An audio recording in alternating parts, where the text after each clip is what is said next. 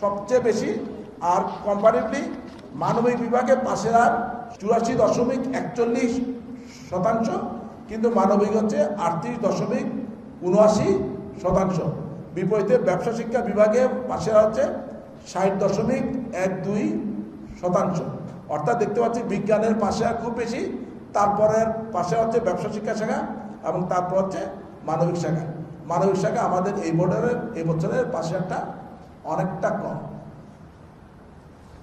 এছাড়া যদি ফলাফলে আরও কিছু বিষয় আপনাদেরকে জানাতে চাই, আমি একটু আপনাদের বলি।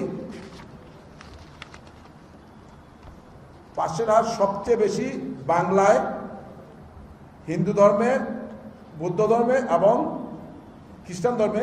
হায়ার ম্যাথ আমাদের উচ্চতর গণিতেও পাশে হার ছিল 97.11%।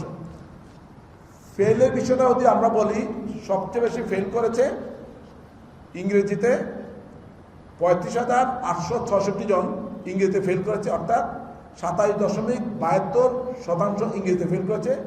দ্বিতীয় সর্বোচ্চ ফেল করেছে অঙ্কে 25,773 জন, 19.94% শিক্ষার্থী অঙ্কে ফেল করেছে।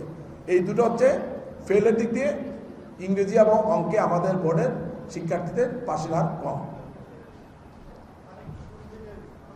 শুরু থেকে সামারি করলাম, মানুষ তো কম আছে স্যার, তুলনায় আমরা প্রতিষ্ঠানের সবগুলো সূচকে দেখছি যে এখানে কমেছে পাশের হার, জিপিএ এবং সম্ভবত এইটার উপর কোনো স্টাডি নেই আমাদের, এটার উপর কোনো গবেষণাত্মক যদি তথ্য থাকতো তাইলে আমরা অথবা খুব সঠিকভাবে উত্তর দিতে পারতাম। আমাদের কাছে গবেষণাত্মক তথ্য নেই, তো এই জন্য একেবারে পিওর কোনো কমেন্ট আমরা করতে পারছি না। তবে এবার এটুকু বলতে পারি যে এই ফলাফল আছে এটি হচ্ছে একদম অ্যাকুরেট ফলাফল। সব বোর্ডেই আমরা রুব্রিক্স মেনটেন করে উত্তরমালাটা দেখার জন্য শিক্ষকদেরকে আমরা, পরীক্ষকদেরকে আমরা বলেছি।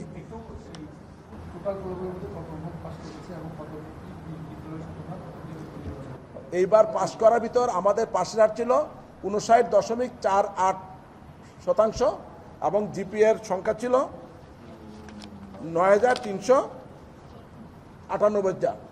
জিপিএ 5 প্রাপ্ত সংখ্যা হচ্ছে 9,398 জন।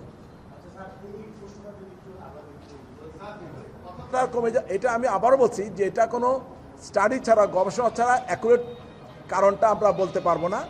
তবে এবছর শিক্ষার্থীরা স্বতঃস্ফূর্তভাবে পরীক্ষা দিয়েছে। একটি কারণ হতে পারে কি, গত বছর যে কারিকুলাম ছিল এই শিক্ষার্থী দুটো কারিকুলামে 9-10-এ পড়েছে, ক্লাস 9-এ পড়েছিল আগের কারিকুলাম, আর ক্লাস 10-এ উঠে নতুন একটা কারিকুলামের সাথে তাদেরকে ইন্ট্রোডিউস হতে হয়েছে।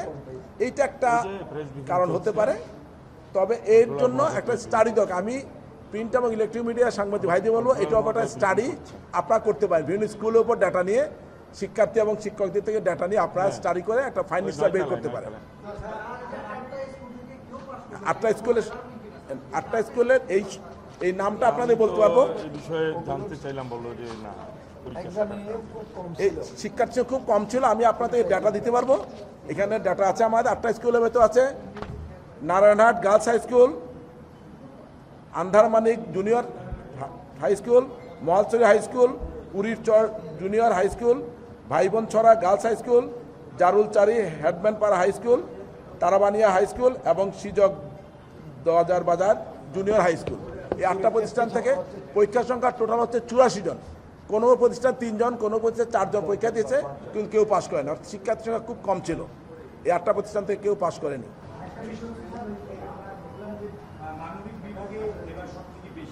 কারণটা আমরা সবসময় আমাদের কারিকুলামের কথা বলতেছি, আমাদের শিক্ষকদের কোনো ঘাটতি আছে কিনা, এই শিক্ষার্থীদের মানবিক বিভাগে যে পাঠদান দিয়েছে সেখানে আসলে কোনো ঘাটতি আছে কিনা। এটা একটুকু বলতে পারি। এবারের ফলাফলে দেখতে পাচ্ছি ইংরেজি এবং অঙ্কে ফেলের সংখ্যাটা সবচেয়ে বেশি, এবং মানবিকের শিক্ষার্থীরা আমার মনে হয় ইংরেজি এবং অঙ্কে কিছুটা খারাপ করেছে। এই জন্যই মানবিকের ফলাফলটা তুলনামূলকভাবে খারাপ হচ্ছে। গত বছর তো একই ধরনের ছিল, মানবিক শিক্ষার্থীরা ফলাফল একটু খারাপ করেছিল। বাংলাতে পাশের হচ্ছে 98.62%, বাংলায় 98.62। আর ধর্মীয়গুলো ইসলাম ধর্ম, বৌদ্ধ ধর্ম, খ্রিস্ট ধর্ম এবং বৌদ্ধ ধর্ম হিন্দু ধর্ম 4টাতে প্রায় 97 দেশে থেকে 98% পাস। এছাড়া উচ্চতর গণিতে বিজ্ঞান বিভাগ শিক্ষার্থী খুব ভালো করেছে, 97.11% হচ্ছে পাশের হার। ফিজিক্সে তেমনি ফিজিক্স কেমিস্ট্রিতে প্রায় 98% পাশের হার। খারাপ করেছে ইংরেজিতে এবং অঙ্কে। ইংরেজিতে ফেল করেছে, সবচেয়ে খারাপ করেছে দুটো বিষয়ে। ইংরেজিতে প্রায় 35,866 জন ফেল করেছে, অর্থাৎ 27.72% শিক্ষার্থী ফেল করেছে ইংরেজিতে, 27.72% শিক্ষার্থী ফেল করেছে। আর গণিতে ফেল করেছে 25,773 জন, প্রায় 19.94% শিক্ষার্থী ফেল করেছে। এই 19.94% গণিতে ফেল করেছে। এই দুটো কারণেই পাশের হারটা কমে গেছে। মানবিকে যে পাশের হারটা কম হওয়ার কারণ কিন্তু ইংরেজি এবং গণিতে ফেল করেছে শিক্ষার্থীর সংখ্যা অনেক বেশি। এটাই। অনেক ধন্যবাদ আপনাদেরকে।